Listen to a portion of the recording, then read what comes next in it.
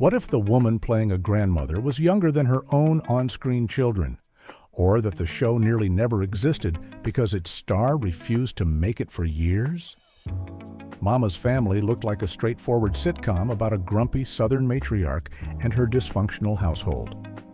But the story behind those 6 seasons involved coast-to-coast weekly flights, a bitter falling out between 2 of television's closest friends, and one of the most remarkable comebacks from cancellation in the history of American television. Here are 15 weird facts about Mama's Family, 1983, you didn't know. Fact 15. Vicki Lawrence was younger than her TV children. When Mama's Family premiered in January of 1983, viewers watched Vicki Lawrence playing Thelma Harper, a cantankerous 65-year-old grandmother who bossed around her middle-aged children with complete authority. What those viewers could not have known was that Lawrence was 33 years old at the time, making her younger than almost every actor playing her on-screen offspring. Ken Berry, who played her son Vinton, was 16 years older than Lawrence in real life.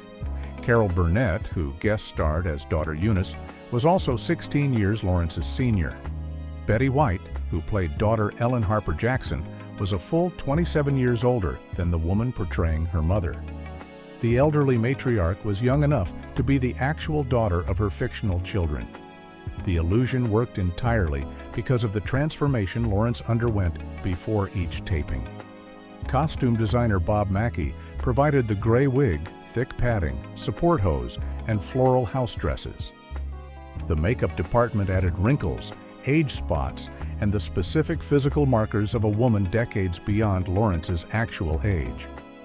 The process took well over an hour every time.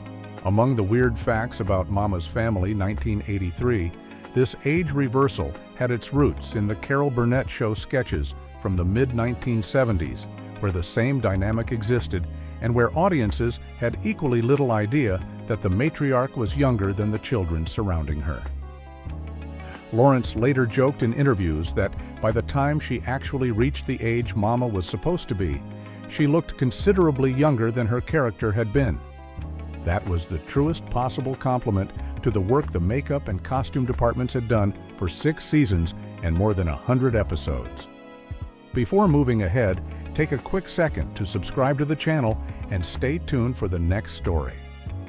Fact 14. A fan letter to Carol Burnett. Launched an 11-year career, Vicki Lawrence's entire path into professional entertainment began with a single bold decision that most aspiring performers would never have attempted. In 1967, while still a high school senior in Inglewood, California, a local reporter noted that Lawrence bore an uncanny physical resemblance to Carol Burnett, who was then preparing her own variety show for CBS. Lawrence's mother saw the observation as an opportunity and encouraged her daughter to act on it. Lawrence wrote Burnett a fan letter enclosing the newspaper clipping and asking whether Burnett might have advice for a local competition called the Miss Fireball Contest, sponsored by area firefighters. The letter was charming enough and the resemblance striking enough that Burnett not only read it, but attended the pageant herself. When Lawrence won the competition, it was Carol Burnett who walked out to crown her. The relationship that followed was consequential in ways nobody could have predicted at the time. A year later, Burnett was casting for her television show and remembered the young woman who had written to her. Despite Lawrence having virtually no professional experience, Burnett fought for her to be cast as her kid sister character, telling skeptical network executives that Lawrence was a diamond in the rough. Among the weird facts about Mama's Family 1983, this fan letter is the origin point of everything. Without it, there is no Carol Burnett show, no family sketches, no Mama character, no sitcom. The letter produced an 11-year run on one of television's most celebrated variety programs and eventually the show that would define Lawrence's career. Most fan letters accomplish nothing. This one created a television legacy. Fact 13. Mama was never supposed to be Southern. When the writers who created the family sketches for The Carol Burnett Show first developed the Harper family, they wrote the characters with Midwestern accents and standard American speech patterns. The original concept from writers Dick Clare and Jenna McMahon did not include any particular regional identity. Carol Burnett had other ideas about what the characters should sound like, and she implemented those ideas without asking permission. Burnett decided the family should speak with exaggerated Southern accents and carry the specific cultural attitudes and mannerisms of that region. When the writers first saw the sketch performed the way Burnett wanted it, the reaction was immediate and emphatic. According to Lawrence, who witnessed the confrontation directly, the writers threw down their writing pads and stormed out of the rehearsal in protest. They told Burnett to her face that she had ruined the characters and the sketch. Their concern was that Southern viewers would perceive the accents and mannerisms as mockery, which would generate backlash rather than laughter. The worry was not unreasonable, given the era and the sensitivities involved. Among the weird facts about Mama's Family 1983, Burnett's instinct proved completely correct. Southern audiences did not feel mocked. They recognized themselves and their own relatives in these characters, which was exactly the quality that made the sketches feel real, rather than condescending. The family segments became some of the most popular recurring bits on The Carol Burnett Show. The writers who had stormed out of rehearsal continued writing the characters for years afterward, their objections quietly retired by the evidence of what the audiences consistently responded to. Fact 12. Harvey Corman hated playing Ed Higgins.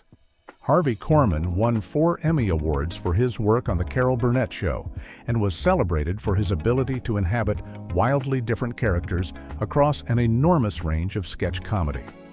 He could transform himself into virtually any type of person the writers required. There was one character in the regular rotation, however, that he never enjoyed and was candid about disliking in interviews given years after the fact. Ed Higgins, the sloppy husband of Eunice in the family sketches, made Corman genuinely uncomfortable to play. His explanation for that discomfort was specific. He preferred roles that gave him distance from himself, characters so different from his own personality that the performance required genuine transformation. Ed Higgins felt too close to home. Corman described the role as essentially portraying himself with a fake accent layered on top, which stripped away the creative distance he relied on to feel free in a character. Among the weird facts about Mama's Family 1983, Corman's discomfort may explain why Ed was consistently less prominent in the sitcom than in the original sketches. He reprised the role for the first 2 seasons of the NBC version primarily as a favor to Lawrence by his own account, rather than out of any enthusiasm for continuing the character. Corman also took on additional roles in the production, serving as director for multiple episodes and appearing as a stuffed shirt British host who introduced each episode in a parody of masterpiece theater. Those roles apparently gave him considerably more satisfaction than playing Ed. A man who could play almost anyone found one character too uncomfortable to commit to fully. The character who gave him that feeling was the one most closely resembling himself. Fact 11. Dorothy Lyman flew coast to coast every week. When Carol Burnett and Vicki Lawrence decided they wanted Dorothy Lyman to play Naomi Oates Harper on Mama's Family, they were asking a lot. Lyman was actively employed on the ABC soap opera All My Children, where she played Opal Sue Gardner and had already won 2 Daytime Emmy Awards for the role. All My Children taped in New York City. Mama's Family filmed in Los Angeles. Lyman's solution was to do both simultaneously. Her weekly schedule during the first season was genuinely punishing. She worked 3 days per week in New York taping her soap opera scenes, then boarded a flight to Los Angeles and spent 4 days filming Mama's Family on a 3 weeks on, 1 week off production schedule. The soap opera accommodated her by pre-taping her scenes to work around her California commitments, which was a meaningful inconvenience for that production. Among the weird facts about Mama's Family 1983, Lyman reflected on that period with characteristic humor in a later appearance on Lawrence's talk show, giving the era a nickname that captured exactly what the double employment meant to her financially. The schedule was exhausting by any reasonable measure. Flying coast to coast every week while maintaining 2 full-time acting commitments required a specific kind of stamina that most people in any profession would struggle to sustain across an entire season of television. When NBC renewed Mama's Family for a second season, Lyman left All My Children to focus entirely on Naomi and remained with the show through the entire syndication run. The bi-coastal arrangement ended. The character she had fought 2 time zones to play stayed with her for the rest of the show's life. Fact 10. Before the sitcom, there was a dark TV movie where Mama dies. In 1982, before Mama's Family existed as a sitcom, CBS aired a 90-minute television movie called Eunice that took the beloved Harper family characters in a direction that shocked audiences expecting familiar comedy. Rather than sketches, Eunice played as a serious 4-act drama spanning 23 years of the family's history, from 1955 through 1978. Carol Burnett starred as the frustrated daughter who dreams of a life she never manages to reach. The film's final act revealed that Mama had died. The Harper siblings were returning to the family home after her funeral. What followed was one of the bleaker conclusions in the history of television movies built around comedy characters. Eunice's ex-husband reappeared claiming reconciliation, but actually wanting money for a business scheme. After throwing him out and fighting with her sister, Eunice broke down completely. Her brother convinced her to finally pursue her dreams in California. The film ended with a phone call from an elderly aunt requesting help, and Eunice agreeing to delay her plans. The closing implication was that she would never leave, trapped permanently in the cycle she had always inhabited. Critics described it in terms that no one would have associated with the Carol Burnett Show's comedy sketches.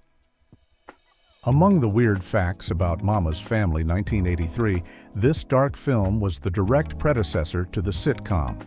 The movie performed well enough in the ratings that NBC concluded audiences would accept these characters in a longer format, which led to the commission of the series. A show that ran for 6 seasons and became one of the most successful syndicated comedies in television history grew directly out of a 90-minute drama in which the title character was already dead before the story began. Fact 9. It became the highest-rated syndicated sitcom after being canceled. Mama's Family had a difficult time on NBC. The network moved the show around its schedule repeatedly during the first 2 seasons, making it genuinely difficult for viewers to find consistently. By the end of the second season in 1984, the ratings had eroded, and NBC canceled the series. The final NBC episode aired on April 7th of that year, and the show appeared to be finished. What happened during the summer reruns of 1985 was unexpected. The show performed significantly better in syndicated rerun than it had in its original scattered time slots, suggesting that the audience existed but had simply been unable to find the show when the network kept moving it. Producer Joe Hamilton and the team at Lorimar noticed the rerun numbers and recognized an opportunity in the emerging first-run syndication market. 2 years after the cancellation, in September of 1986, Mama's Family returned with entirely new episodes sold directly to local stations. The premise was that consistent scheduling in the same time slot each week would give the show the stable audience it had never been able to develop on the network. Among the weird facts about Mama's Family 1983, the gamble produced results that exceeded what the NBC version had ever achieved. The syndicated Mama's Family became the highest-rated sitcom in all of first-run syndication across its entire 4-season run from 1986 to 1990. The show that had been canceled for poor ratings outperformed most network comedies once it was freed from network scheduling decisions. It produced 95 syndicated episodes compared to 35 network ones, and finished as one of television's most improbable comeback stories. Fact 8. Carol Burnett and Vicki Lawrence had a bitter falling out. The friendship between Carol Burnett and Vicki Lawrence had lasted since Lawrence was 18 years old. It was one of the more durable professional and personal relationships in American television, built across 11 years of The Carol Burnett Show and grounded in genuine mutual affection. The friendship fractured in 1984 during Burnett's extremely contentious divorce from producer Joe Hamilton, who legally owned the family sketch characters and was simultaneously producing the syndicated revival of Mama's Family. Lawrence had agreed to return as Mama for the syndicated version. On the same day she signed that contract with Hamilton's production company, Burnett called with a proposal to create their own independent version of the family characters together, with Burnett playing Eunice and Lawrence playing Mama. Lawrence had to tell Burnett she had signed with Hamilton that morning. Among the weird facts about Mama's Family 1983, Lawrence had stepped unknowingly into the center of the divorcing couple's battle. Burnett felt Lawrence had chosen Hamilton's side, and in the logic of an intensely painful divorce, that meant Lawrence had chosen against her. Burnett responded by withdrawing. Lawrence later described a phone call early in the syndication run in which her son answered and reported that Carol Burnett wanted to speak to Lawrence's husband Al rather than to her. Hearing that Burnett would not ask to speak with her directly broke something in Lawrence that she discussed openly in her autobiography. The two women did not reconcile until after Joe Hamilton died in 1991. The friendship eventually came back, but the years between the contract signing and Hamilton's death had taken something from both of them that no reconciliation could fully restore. Fact 7.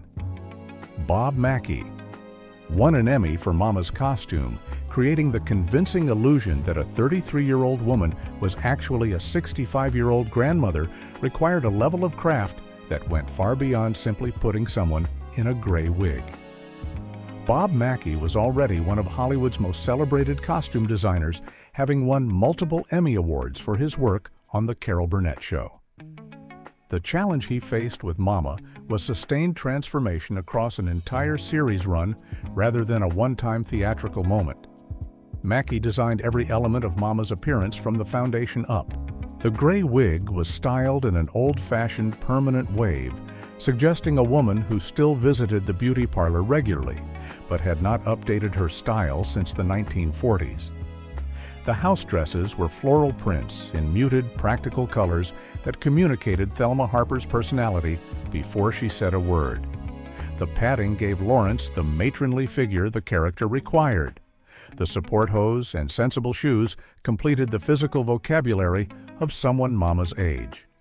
The transformation required more than an hour of work before each taping, conducted consistently across 6 seasons without the illusion ever breaking down sufficiently for audiences to see through it.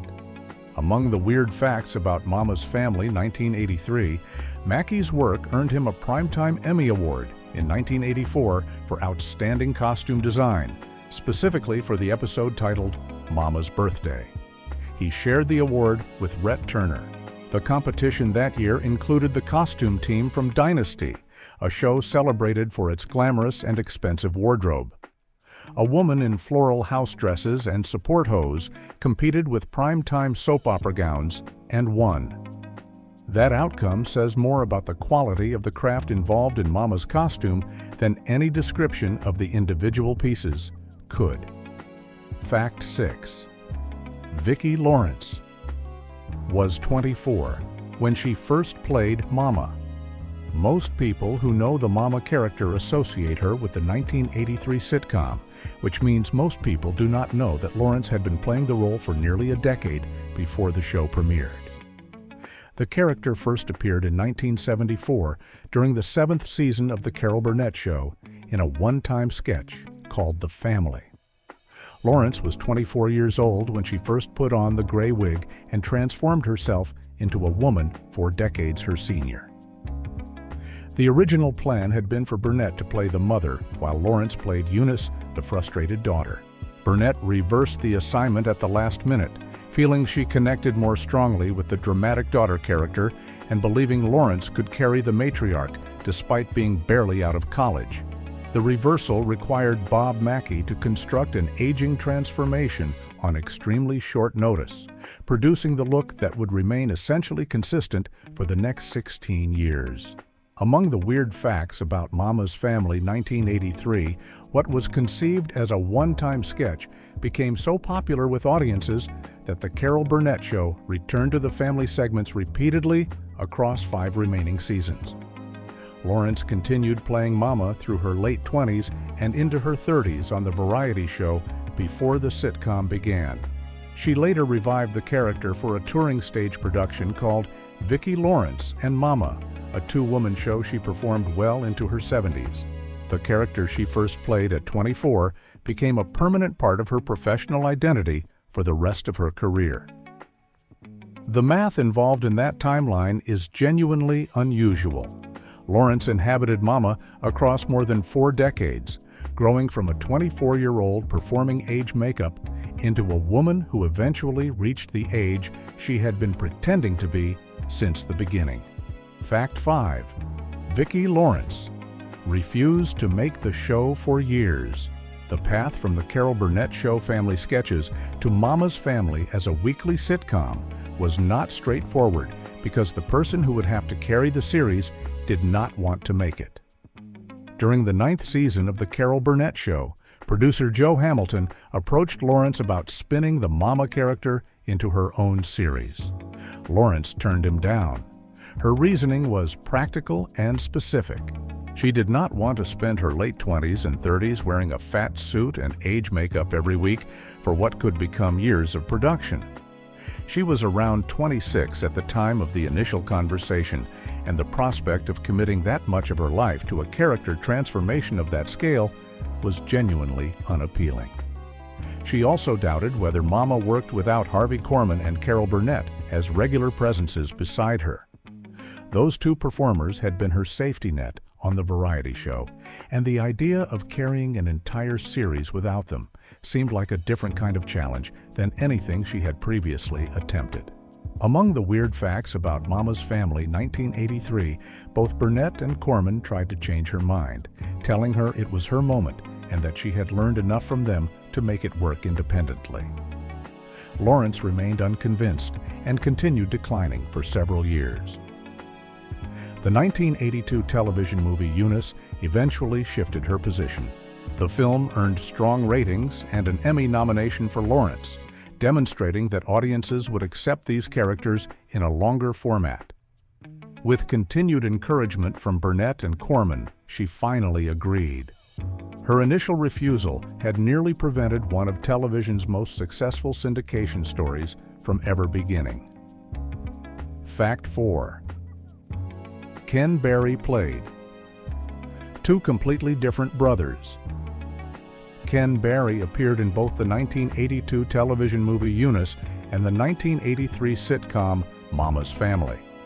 But anyone who watched both productions would have been understandably confused about who exactly he was playing.